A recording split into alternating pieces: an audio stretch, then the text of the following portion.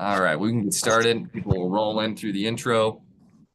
Wanted to welcome everyone to our ABC Western Michigan and OSHA Logs 2025 Record Keeping Compliance Update. My name is Greg George. I'm the president and CEO of the Western Michigan chapter. So I want to thank everyone for joining us, and want to also then introduce Dustin Boss, who is a partner with us. He's done many of these webinars and spoke at many safety breakfasts, but he's the creator of OSHA Logs, and he's going to explain the new submission requirements and changes and how you can all best prepare your organizations for this very soon deadline, I believe, in a couple weeks in March, correct? Month, something like Right that. on the corner. We're there. Right on. So I will turn it over to Dustin, and any questions, feel free to push those through into the chat, and Dustin can filter those through, and I'll help sort them as well if I'm still on here. But appreciate it. Thanks so much. Thanks, Dustin. Awesome, Greg. Thank you very much, everybody, for being here this morning. Always enjoy doing this presentation. Of course, doing this for our ABC chapter here in Western Michigan. For those of you who don't know me, I am a partner producer at Ottawa Kent Insurance here locally in town. I've got to update my slide. I've been doing this for 21 years now. Insurance and risk advisor. Come from an insurance family. Many of you know Randy Boss, who was also involved there at the ABC chapter, big proponent of ABC and its mission. As Greg mentioned, I am also the founder and CEO of a software company. And one of our primary applications is OSHALogs.com. We built OSHALogs.com to help employers take the guesswork out of OSHA record keeping and make injury reporting a breeze. And you may ask yourself, what would cause a young lad, an insurance fella, to start a software company around OSHA records? Well, I could spend a whole hour talking about the reasons why, but it can be boiled down in this nice little image here. Is we recognize as insurance agents, insurance providers, that the OSHA incidents really are the ultimate canary in the coal mine of potential injuries, losses, workers' comp claims, because it's a big part of our world. The more we get in front of it, the more we can help insureds do more than just finance these problems away. We want to help get ahead of them that happen in the past. So that is really was the impetus for us to start the software platform. Our goal today, my goal today, is to help you get in and stay in compliance with this rule. Our long relationship and association with the ABC of Western Michigan, we have been and will continue to offer the software platform a scholarship as a partnership between our firm and the ABC of Western Michigan. So this is not just a shameless promotion. All this entire presentation, just so you know, we're here to educate. If you'd like to use our tool to help you with the digital submission, we'll get to that here as well. So yes, my goal today, I want to save you some time, open your eyes on some few issues. I want to get to a point where we can know what we have to do with this upcoming submission requirement. We got a deadline right around the corner, as Greg mentioned. To do that, we got to know some fundamentals. So we got to really go back to OSHA Forms 101. What forms are we looking at? That's going to help us decide which forms that we are required as an organization to digitally submit data from. Who's got to keep these records? Will allow us to understand how we organize these records by establishment, what information we're putting on these forms, and then we can get to what are we actually submitting? What are the new submission rules? What are the old submission rules? What you should do now, and then, as I mentioned, how you can get access to this software platform as a gift from my organization, Ottawa Kent Insurance, and the ABC chapter here in town. So let's jump right in and let's hit some fundamentals really quick, right? What OSHA forms are we talking about? We may have people that live and breathe OSHA records every day. We may have some newbies on the line today, so I want to just give some very quick foundational information on these forms. There are 3 OSHA forms: OSHA Form 301, 300, and 300A. The 301 form is the Injury and Illness Incident Report. One of the first forms OSHA says must be completed when an employee gets injured. It must be completed within 7 calendar days. What are we tracking on this form? We're tracking information about the employee, right? First name, last name, their address, date of birth, date of hire, gender. We get into information about where they were treated, what facility, what, were they treated emergency room, were they admitted to the hospital overnight. And then we get into this core data here that we as risk managers love to see to help us kind of isolate why that happened in the first place and what we can do to prevent it in the future. But we look at what was the employee doing before the incident occurred, what happened, what was the injury or illness, and what object harmed the employee. Again, one injury, one form, one employee, 301. Then we take this data here and it becomes a line item on this second form, the OSHA Form 300. This is a log of work-related injuries and illnesses. What are we tracking here? Bring in the employee's name, their job title, date of the injury, where the event occurred, describe the injury or illness, body parts, the object or substance that harmed the employee. Yes, in this one nice little small spot, they expect you to put all that. We classify the case as either a death, days away from work, job transfer, other reportable case. You only pick one. You pick the worst case scenario. If a claim had jobs away or days away and job transfer, you pick days away. You don't do both. Pick the worst case scenario. That's how that works. And then you have this next section here where we talk about where we list the number of days away from work and the number of on job transfer days, light duty days. Pick the type of injury. We sum those up at the bottom. We bring that on to the third and final form, the OSHA 300A, which makes up the summary of work-related injuries and illnesses. There's no names on this form, right? This is the form that must be signed by company executive. The reason they want you to sign is because that executive has to certify that the information has been examined and it is accurate to the best of their knowledge and ability. Must be posted for employees to see, and yes, every employee smiles when they look at this form. Telling you, I watch it all the time. It's a level of comedy and humor you're gonna get at an OSHA record keeping webinar, folks. I apologize.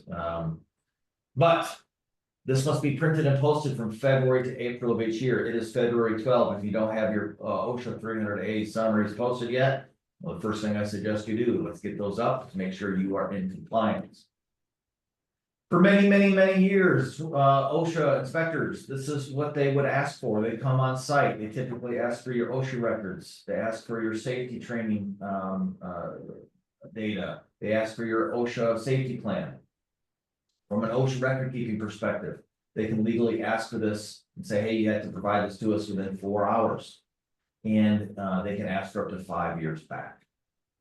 So these rules have been going on for many, many years. None of that changes. It's still stuff we have to do. It's still an important part of the OSHA record keeping requirement.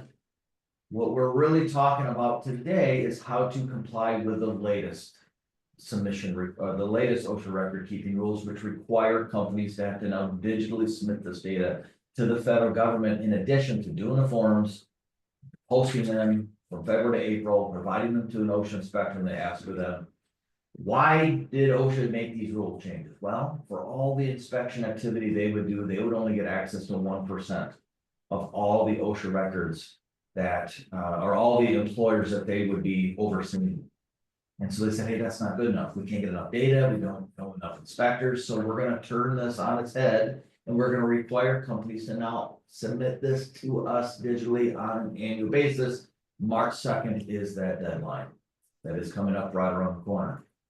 This is a significant change, continues to be a significant change, and it puts more bite, puts more bark, more pain into whether or not you do or do not comply properly. OSHA can fine companies who don't do this, which they are, and they can come do a full-blown OSHA inspection on your organization as well, all based on whether or not you did your digital submission.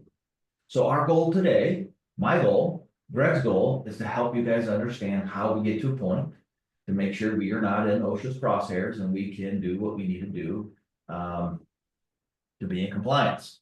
To do that, we got to start with who needs to keep these OSHA records in the first place, right? So we're going to build up to the digital submission part. Who needs to keep OSHA records in the first place? This hasn't changed, right? We got two things we look at: size of an organization and the type of industry that you are in.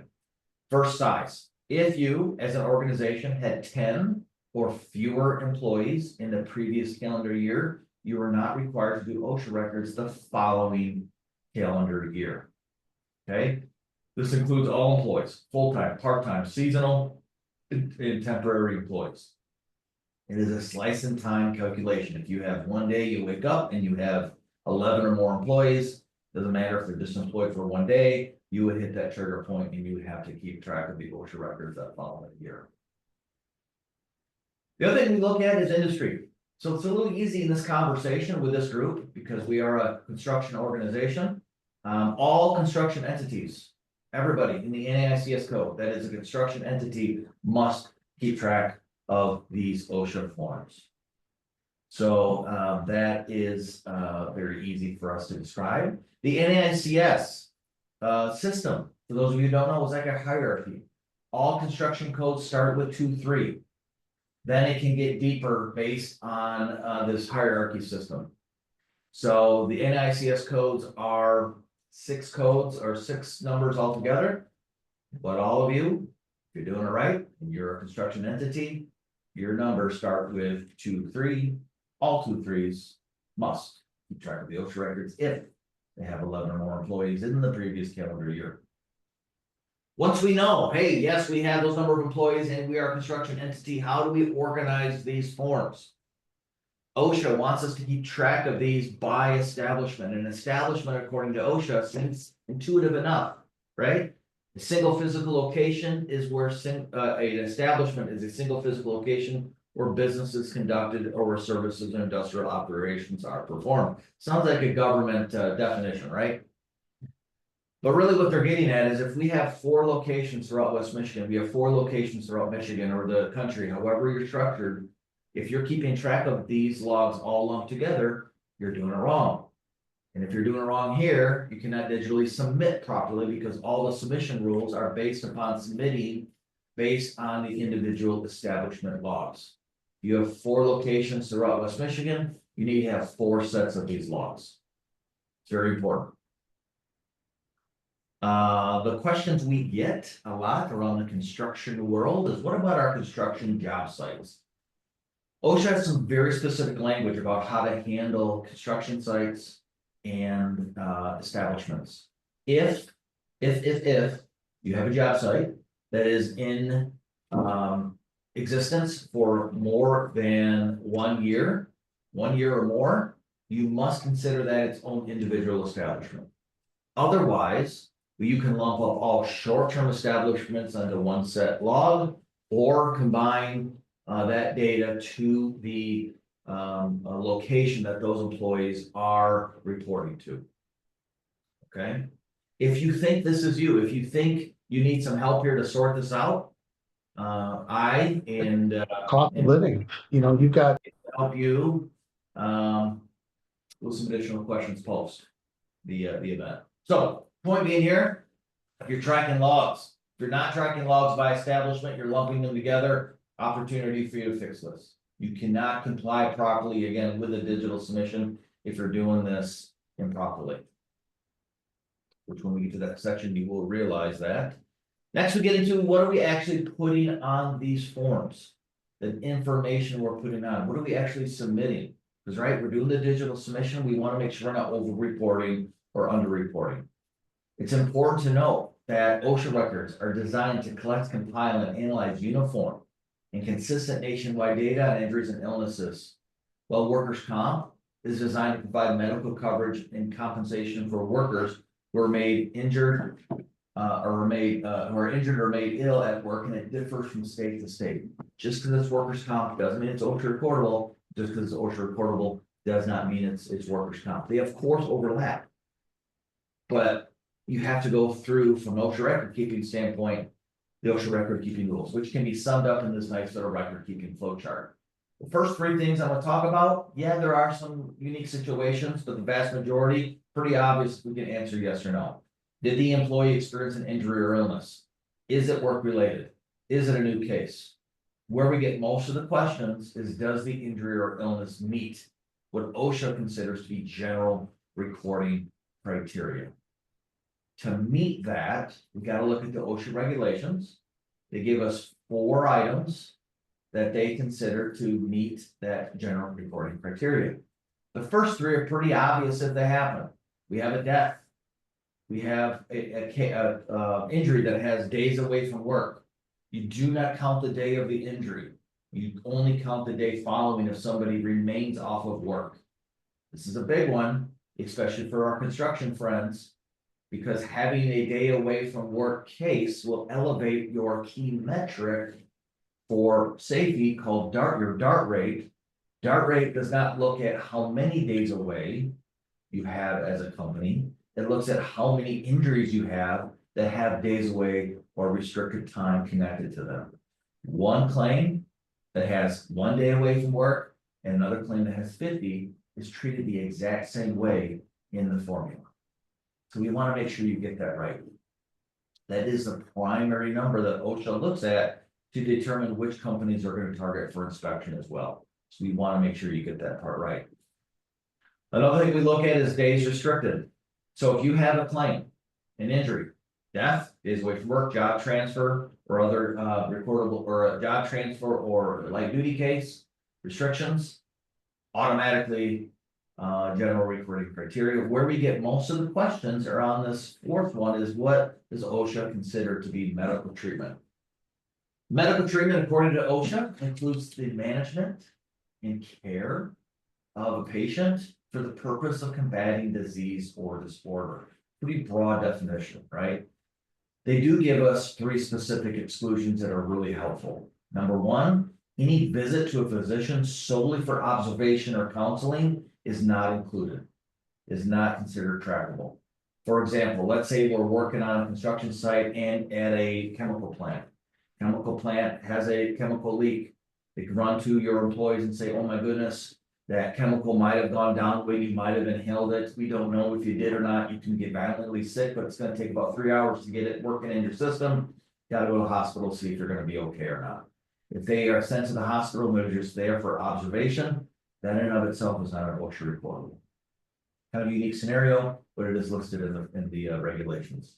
The more common one used is diagnostic procedures.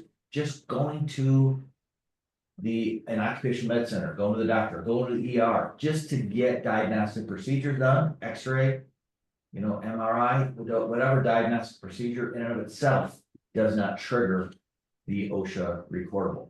They do all those tests and they say, hey, you're with no injury, there's no treatment we need to give you, you're good to go, non-recordable. The most commonly used exclusion are first aid cases. There's 14 of them. It's an exclusive list. If the treatment that you provide to an employee, either yourself internally or with an outside source of the doctor or nurse, any of these first aid cases plus those other 2 exclusions, it would not be considered an OSHA reportable.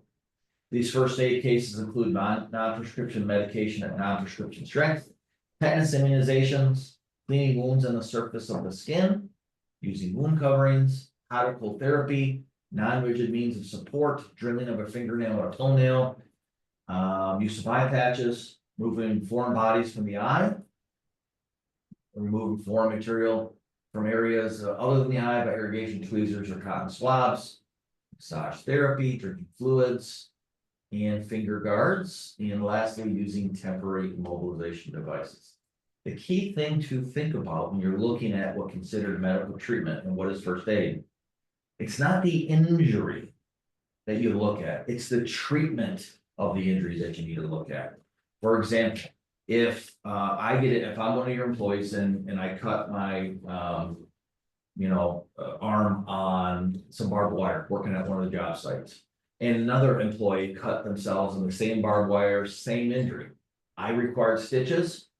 The other employee just had to clean the wounds on the surface of the skin and they put a bandage on it.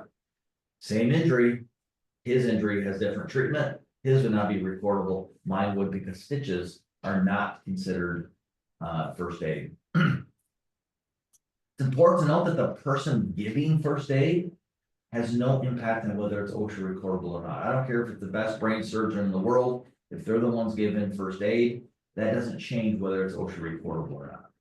Okay. That allows us to get to the electronic submission portion. So now that we determined, hey, do we have to do OSHA records in the first place? What forms are we tracking? How are we organizing them by establishment? What are we actually putting on these forms? Now we can get to the point of who has to digitally submit and what data are we digitally submitting. It's important to know that the rules and regulations around submission are different than the rules and regulations related to do I have to do OSHA records in the first place. Anything we talk about here does not change anything we've talked about thus far. If you don't have to digitally submit, you still have to do your OSHA records, you still have to print and post them, you still have to provide them to OSHA if they ask for them. This is on top of all of that.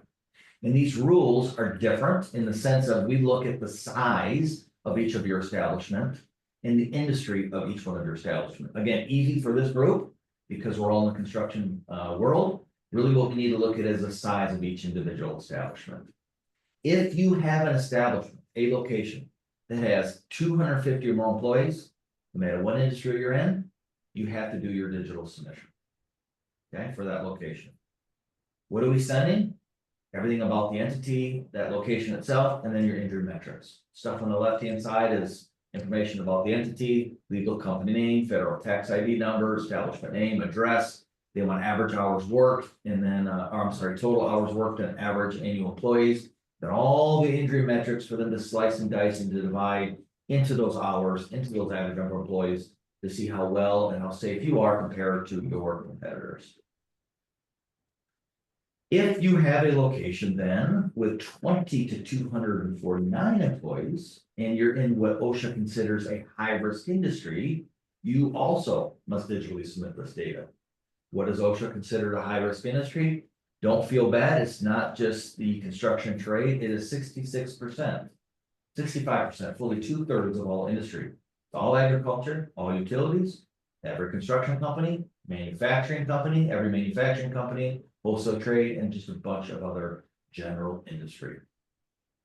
So again, for this group, you have 20 more at a location, in a construction trade, you too will have to digitally submit. If you have a location that has less than 20 employees, you don't have to digitally submit this data, but it does not change the requirement that you have to do your digital submission as well.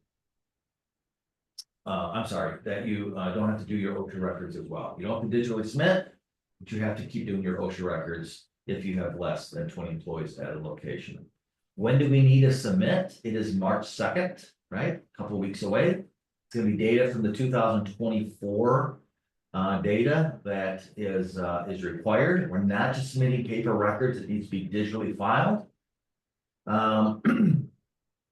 For some of us on the line, there was an update about a year and a half ago, 2 years ago, that required companies to have to submit even more data than what we described here.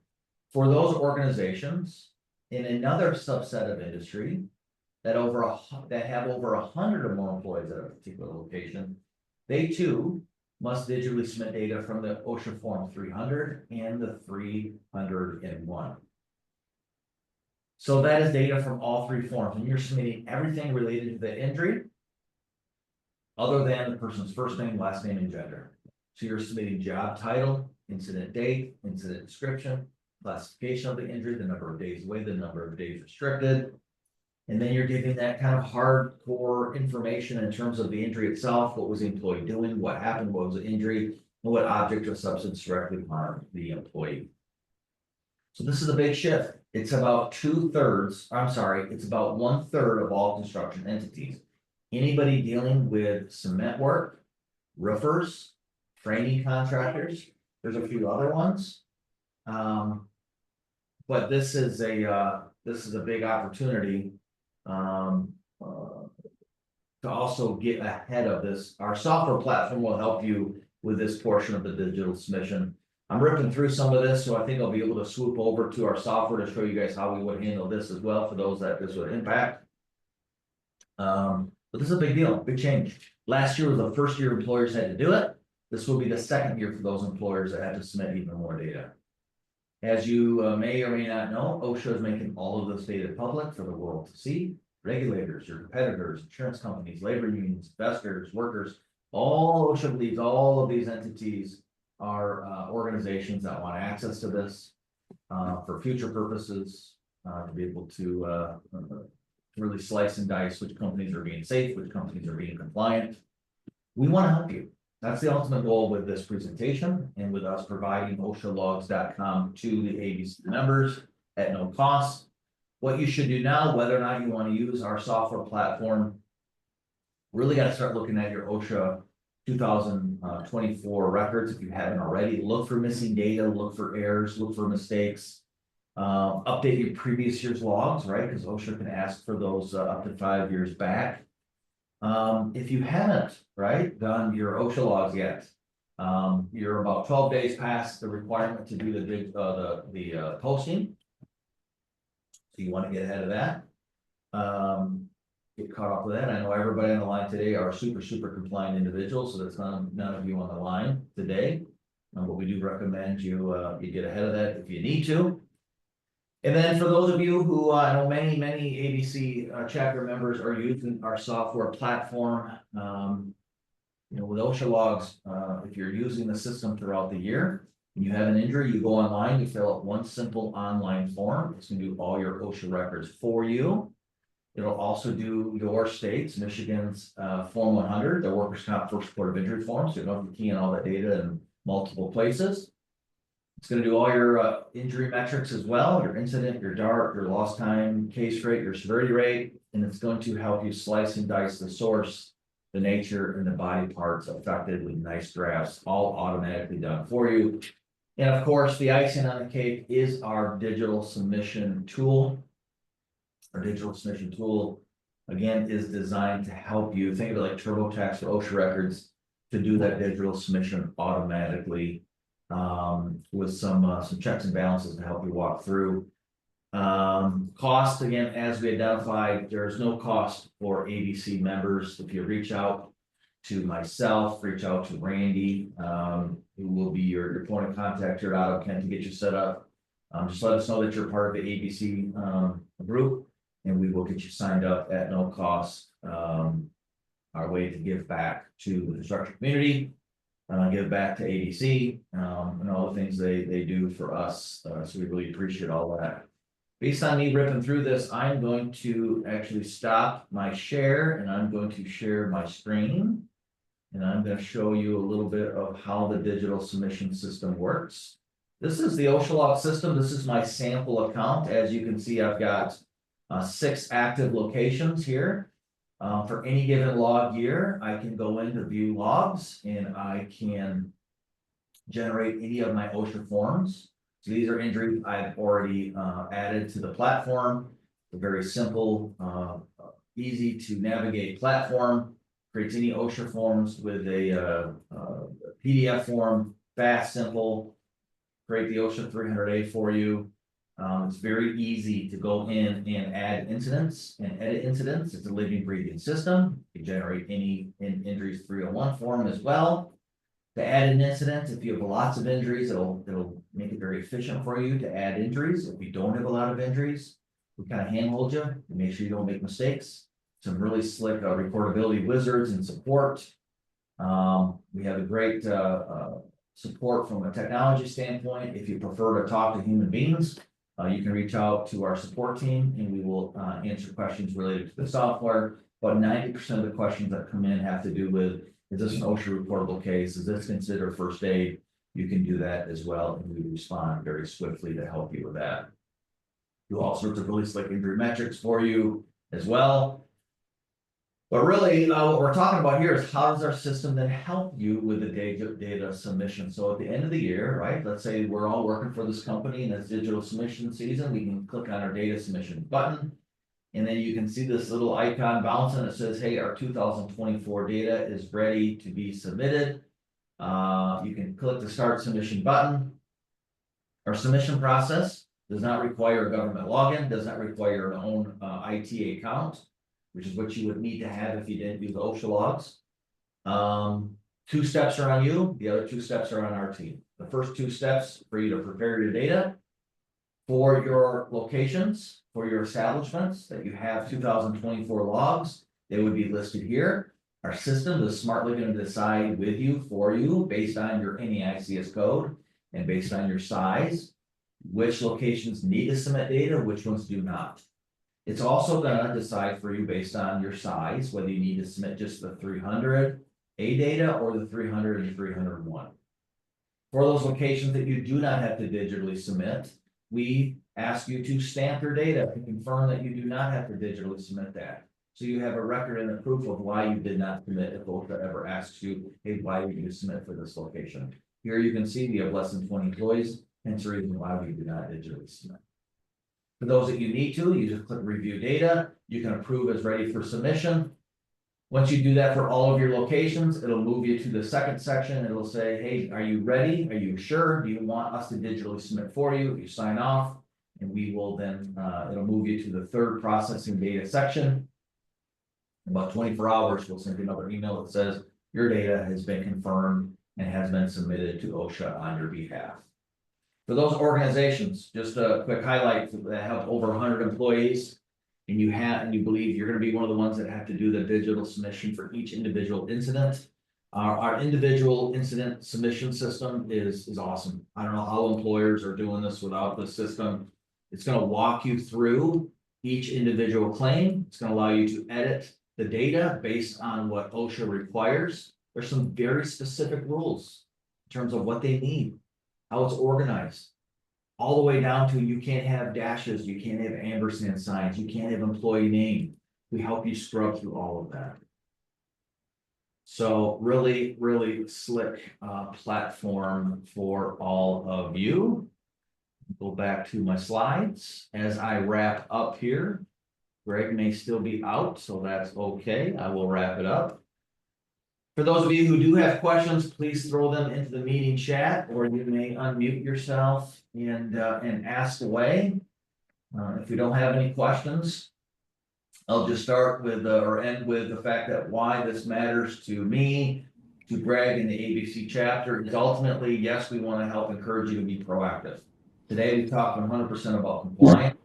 Compliance is a big part of this, but we want you to connect the dots between OSHA records and workers' comp and how we keep people safe and working. We want you to be proactive. Yes, it can save you money from a workers' comp standpoint, but for me, for Randy at Ottawa Kent, and for Greg, this is more than that, right? We want to save lives, and if this is Greg and I's another thing that we can do and Randy can do to help your employees go home healthy and safe to their families each and every day, we feel really, really good about that. All right, everybody. Anybody have questions they would like to ask? Yeah, I got one question, Dustin. Dan, how are you, buddy? Good. How you doing, man? Good. Hey, so I work for CS Erickson. This is my first year of doing reporting. It's my second year as a safety manager for them. I have one question. We have two locations in Michigan, one in Grand Haven, one in Grand Rapids. We have about 130 employees, and we had 3 incidences this year that are reportable. Should both of my 300 A's represent all 3 of those incidences, or do I just divide those up between the 2 locations as I see fit? Really good question. So where did those injuries happen? Where did those 3 injuries happen? They were out on job sites, so not in our office. So who are they reporting to? Which location is their like main home base? I guess we haven't really established, Grand Haven and Grand Rapids, how many individuals report directly to, because it's just 2 office spaces that we utilize. So, Yep. Our office workers go in between the 2, depending on, if they have meetings in Grand Rapids or Grand Haven. So that's kind of where my confusion is coming from, is with the 130 employees, do I as a safety manager decide who's going to be reporting to what 300A, or how does that usually? Here's what I'll tell you. Of all the areas that cause the most confusion, Stan, the establishment piece. And even if you have an OSHA inspector, you might ask 3 of them the same question, and they give you 3 different answers. So the way the rule states is either you combine all of those employees under one kind of short-term establishment log that handles all of these outside job sites that are less than 1 year, or you tie them back to a location that they ultimately report up to. Okay. So you have those 2 options. And if you want to be 100% sure, you know, there are some folks too that, and what I mean by 100% sure is you have some proof as to how you want to handle it. The folks at OSHA, if you give them your scenario and say, here's how, and at least you have an email correspondence where they say, this is how we suggest we do it, then you don't have to feel like, you know, you're in the know. So, Okay. normally, when we get establishment questions, we really encourage, especially one of this type, to say, follow the rules, or if you want to have just some confirmation, reach out to OSHA because they sometimes will give you different answers. Okay, copy that. Yeah, I've gotten a couple different answers. That's why I figured I'd bring it up here and see if we had any wisdom. The key thing is you want a government entity to be the one that you listen to, so that you can always refer back to that. And some really good folks at OSHA that if you pose that, they'll probably flip you an answer really quick. And if there's a web form on my OSHA that you can submit questions to, that they get really quick answers back. Okay, great. Thank you for that information. Yeah. Anybody else with some wonderful questions? With Stan the man, the only question we got, we'll take it. Those are good questions, Stan. I think that's it. I guess I got one more if no one else. Sure, let's go, buddy. Hey, that last one. So subcontractors. So if we have a big job, we hired 70 subcontract or one subcontractor with 70 individuals. We report all their time to OSHA as CS Erickson employees. So without getting into the IRS rules, you know, are they, I'll say this, are they truly subcontractors? Yes. Yes. So you would not be managing subcontractor hours and injuries. Okay. Is that kind of based on who the paycheck comes from? Like if it comes from their boss? Well, that's why I asked the question of, you know, IRS rules or specific rules of, you know, what a subcontractor is, you know, independent contractor. We're talking about independent contractor or subcontractor. Those rules are based on more than just who's paying them the money. It's there's a whole chain of command. There's a whole, you know, IRS rule test. I'll get you some more information on that. But if we make the assumption that these are truly independent contractors, we do not manage those independent contractors, because ultimately it boils down to those are employed. They have their own employer. They have their own boss. They have their own structure. And the OSHA record keeping rules state those who you're in charge of daily, you're overseeing in terms of employment, those are the ones that you're responsible for tracking. Okay, cool. Yeah, I got multiple different answers on that one too. It was like, well, were you the safety manager for them while they were on site? And that was the determining factor of who, you know, who they fall under. That would matter, Stan. This is important. That would matter if they were temporary employees or like a joint employee. If they're not your employees, they're independent contractors. Yep. You do not manage that data. Okay, perfect. So, but again, you can ask OSHA on that question, but I can forward you right where that question comes up. Really, what it boils down more is, are they truly independent contractors or not? There's a lot of benefit for having independent contractors from a tax liability to payroll liability. That's different than the question you're asking me. I have to make the assumption if you're treating them as independent contractors, this is how the rule would work from the tracking purposes. Okay, I appreciate it, Dustin. No problem.